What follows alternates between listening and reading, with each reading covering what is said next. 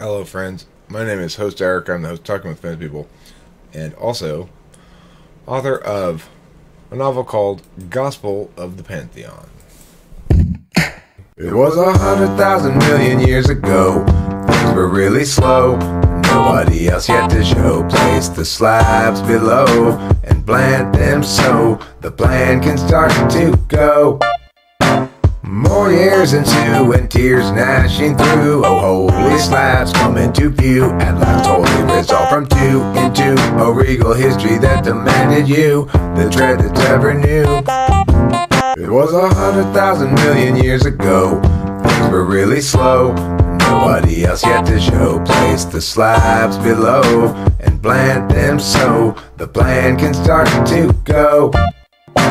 More years into and tears gnashing through. Oh, holy slabs coming to view. At last totally resolved from two into a regal history that demanded you the dread that ever knew.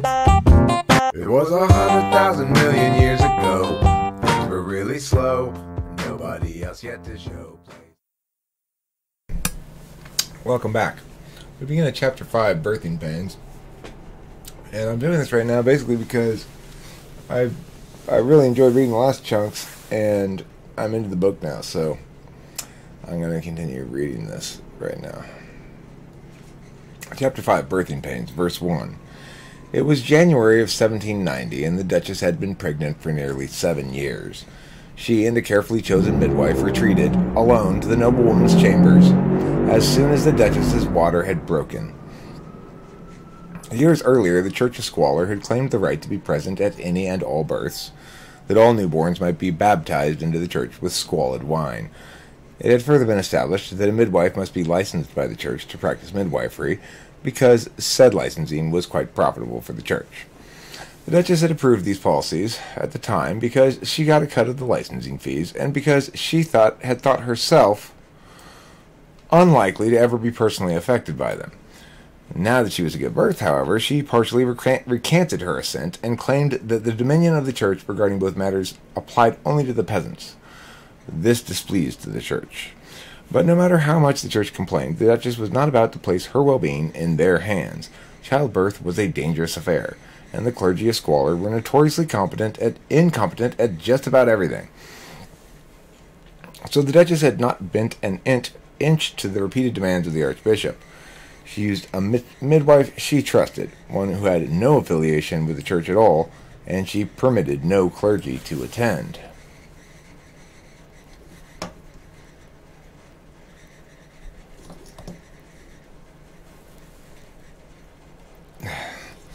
Doesn't want to do that. Fine, I'll put you back up here.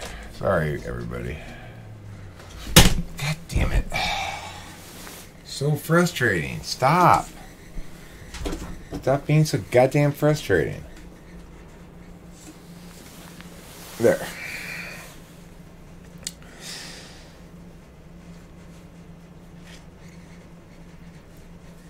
She had further given orders that not only her chambers, but the entire second floor of the estate as well be cleared of people. Her honor guard, comprised of the most competent men in her military, guarded every entrance to the floor to prevent any interlopers. The Duchess did not want anybody to hear her scream, and scream she did, for the labor was not an easy one. It lasted the better part of 6 days. In the final weeks of her pregnancy, the Duchess had made the decision that the child would be immediately killed upon being born.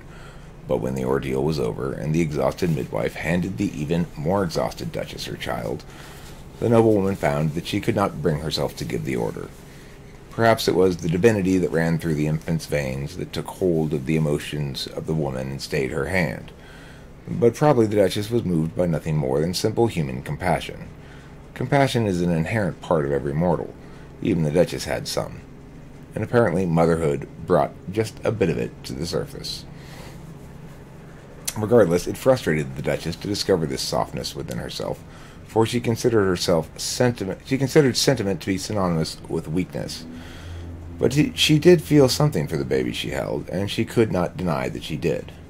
Still, she was the Duchess, and intellectually at least, she knew better than to let emotions have too much impact on decision-making. So after she slept and ate, the woman decided to do the next best thing to killing the child. She called for the Archbishop of Squalor, at the time Archbishop Ernold, and held the baby to her breast while she waited for the man to arrive. She was satisfied with the plan she had come up with. It allowed her to avoid murdering her baby. It would soothe the Archbishop's indignation, and given Ernold's long history of ineptitude, the child likely would not survive in the man's care anyway. A guard appeared at the door to her chamber. "Archbishop Ernold has arrived, Duchess," said the man with a crisp salute. "Well, send him in." The Archbishop entered with a great flourishing bow. "Milady, a runner has informed me that you have need of church counsel, and of course I came myself post-haste to learn how High Lord Anthropocles' most trusted servant might assist you in this hour of your need." The Duchess despised the man and thought him an incomparable fool, but she tried never to let her personal feelings get in the way of successfully manipulating somebody. So in making her reply, she adopted the cumbersome court-speak he favored. "Your expedience is most gracious, Archbishop, and you have my many thanks. I'm afraid I must apologize for my dreadful behavior the last week or so. I cannot imagine what came over me to deny the Church its rightful dominion over this matter of childbirth. I suspect it was the pregnancy affecting my ability to think clearly. Can you forgive a foolish woman for succumbing to her frailty and her fickle moods?" The Archbishop's eyes widened a bit. He was visibly pleased to hear the Duchess acknowledge her mistakes, and, of course, he reassured the Duchess that all was forgiven. "Milady, 'twas but a trifle, and has already been forgotten. All mortals sin, but it takes a noble woman indeed to repent her mistakes. You have reached out to the Church, and so, though you once chose a course that earned the disfavor of our High Lord, through the guidance of his Holy Church, your spirit may yet regain the translucence of purity." "Thank you, Archbishop. Can you give me about 10 minutes?" "Thank you, Archbishop," said the Duchess, her eyes becoming moist. "Verily, your words have eased my anxious heart." "Now, if I may ask, milady," said Ernold, "what matter can the Church assist you with?" "Give me..." "Oh, Archbishop," moaned the Duchess, "to speak of it breaks my heart. Lo, but I fear I must separate from this babe, though only just yesterday did he first grace my ears with his warm mewlings, and though these chambers have been brightened by the light of his beneficence for but a single day, alas, Archbishop, I am unmarried, and to have a child outside of the dictates of the holy doctrines of Squalor is wholly unacceptable. I cannot so openly defy church rules, for it would set a loathsome example for my people, who look to me to show them the righteous course." "A most troubling and unfortunate circumstance indeed, Duchess," sympathized Ernold. "But may I say your piety is above reproach. You display a most righteous commitment to our most holy Lord Anthropocles and to the doctrines of his Church. Sometimes the choices we mortals make are dictated to us by a higher power, and such choices not easy ones." "Not easy indeed. No, anything but easy. And High Lord Anthropocles, forgive me, but I yet do waver. Still, I know there is only one course to take, Archbishop, and only the clergy of Squalor can be trusted to see it through to fruition. I would not risk placing this babe in any less reliable hands than your own." "What would you have me do, milady?" asked the Archbishop. "Speak your wish, and by the grace of the High Lord himself I shall see it done." "This child must be taken from here," sighed the new mother. "Taken by ship across the channel, Archbishop. Let him be raised there by commoners, for he must never know his true lineage.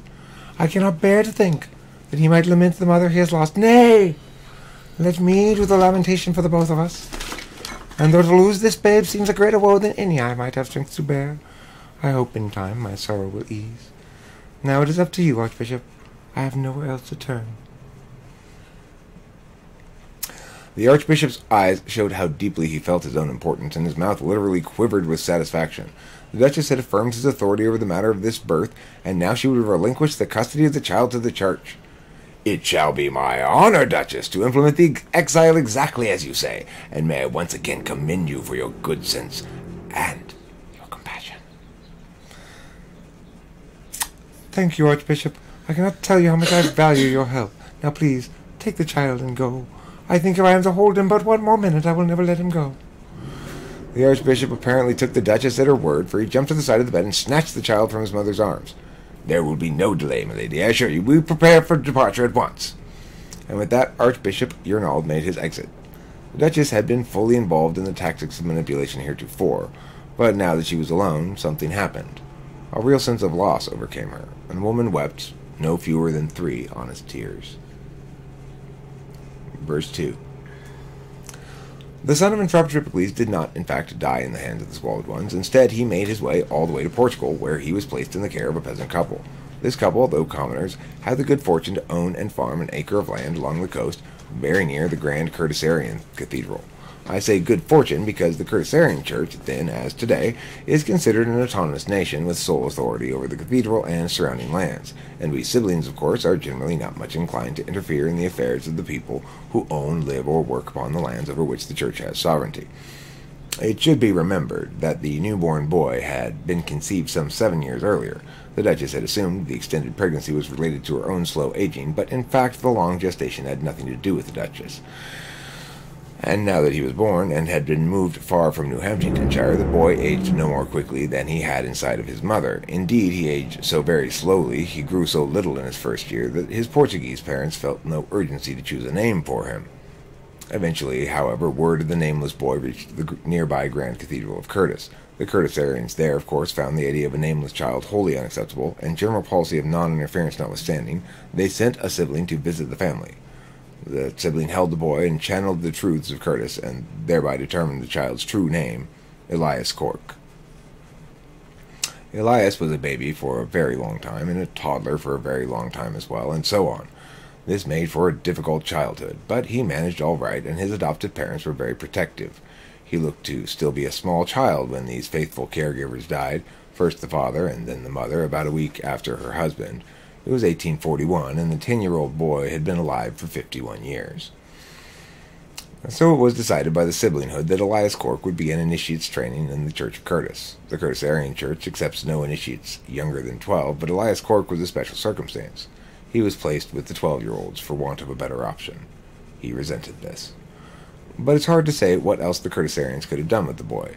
His mind was somewhere in between that of a child and that of an adult.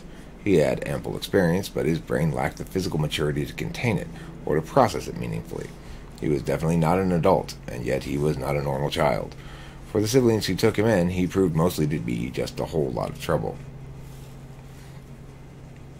Verse 3. It was about 3 years after Luciano Religeti returned from the villa with the dragon scale that the Duchess gave birth to Elias. About a month after that, Luciano married. The mating between Luciano and this wife was undeniably a happy one, but for whatever reason it never produced any children. Luciano wanted a child very badly, and he believed that he would make a good father. Alas, it appeared that it would never be. But then, in 1840, his wife leaned over the edge of a well to free a well bucket that had become stuck upon a loose stone. She tumbled into the well, and on the way to the bottom she broke her neck and died. Even after 50 years of marriage, Luciano was still considered very well off for a groundskeeper. He was very poor compared to the merchants, the landed farmers, and a pauper compared to any of the gentry or the Duchess, but among the groundskeepers he was considered well off. So upon the death of his wife, Luciano pursued a new woman, and was able to entice an attractive and somewhat eccentric young woman to agree to marry him. One ought not conclude that Luciano was unaffected by the death of his wife. He did indeed mourn her, and he missed her, but he also considered her passing to be an opportunity to pursue an outcome that he had long before essentially given up on. Namely, he hoped to become a father. Though he thought he was surely pressing his family's luck regarding squalid wedlock ceremonies, Luciano had good fortune on his second wedding day, just as he had on his first. He again ended up married to the right woman, and 9 months later, in 1841, when Luciano was 75 years old, he finally had a child. This son was named Rigoberto Religeti. Rigoberto was somewhat more unusual than either his father or his grandfather. He apparently inherited his mother's eccentricity. Even as a young child, Rigoberto showed a tendency to become a little bit obsessed with those things that struck his interest. The boy was a thinker, not necessarily a good thinker, but definitely a hard thinker, and once he got hooked onto something, he just wouldn't let it go. Rigoberto's brow seemed perpetually furrowed during his childhood and adolescence. For example, the boy loved to watch his father carve. Rigoberto himself displayed no particular aptitude at carving, but then his interest in watching his father did not come from a desire to learn the craft. He was interested instead in understanding where the wooden figures came from and why and how. So he would watch his father work and think about the meaning of what he saw and sometimes ask questions. "Why are you carving a bear, Papa?" "Well, I don't know, Rigoberto. When I started working this wood, it seemed like it was meant to be a bear, I guess." "But how do you know that wood's meant to be a bear?" "I'm not sure. It just is, I suppose." Religeti watched his father's crooked fingers wield the old knives, and he watched the chips of wood fall to the ground. He thought hard about what his father had said for a few minutes. Then he asked, "But how do you know that you're carving the right bear?" Luciano's fingers continued working while he answered his son. "Well, you see, it has to look like what it looks like in my head. That's how I know what it's supposed to look like. And if it looks like that, then it's the right bear. And if it doesn't, then it's not." This prompted a good 10 minutes of heavily furrowed brows from the boy, who at the time was 8 years old. He continued to watch the wood chips fall, and he thought and thought. Last he said, "Well, how does what it is supposed to look like get into your head in the first place?" At this, his father stopped chipping and set the wood down beside him. He thought about what his son had asked, and he scratched at the loose, wrinkled skin around his chin. "That's a good question," he eventually replied. "Where does what it's supposed to look like come from?" "Well, I don't really know, Rigoberto. I do know that when it comes to me all at once, and really clearly, that's right. And I know that when I try to change what it's supposed to look like, it always turns out badly. I think it might have something to do with the gods, but I'm no expert on religious matters." So that was the sort of stuff that Rigoberto thought about all through his youth, and somewhere along the line, because he asked a lot of questions, somebody told Rigoberto about the state of robotic mind, and Rigoberto came to understand that the state of robotic mind had something to do with where good ideas come from. The boy's understanding of the principle was incomplete and often simply wrong, but the state of robotic mind seemed to Rigoberto like the key to resolving all of his various musings if he could just get to the bottom of it. Luciano, on the night before he died, told his son Rigoberto the story of Campago's visit to the villa of the gods and the story of his own visit to the villa. He showed Rigoberto the bones and the dragon scale, and he made Rigoberto swear to keep them safe and to not tell anybody about them. The son promised his father he would. The next day Luciano died, and Rigoberto buried him beside Campago. The day after that, in 1859, Rigoberto, now 18 years old, took over his father's job as a keeper of the grounds on the estate of the Duchess. Rigoberto's mother remarried, for she was still a young woman, and she moved to the quarters of her new husband, another groundskeeper on the estate. Rigoberto had long been determined to make a machine that placed a man in a perfect state of robotic mind. When he had learned about the bones and the scale from his father, he was struck by the notion that he could maybe use them to make such a machine, so he was glad to get his mother out of the way. He figured he'd need the space for the machine, even though he hadn't the slightest notion how such a thing might be made or what it might look like.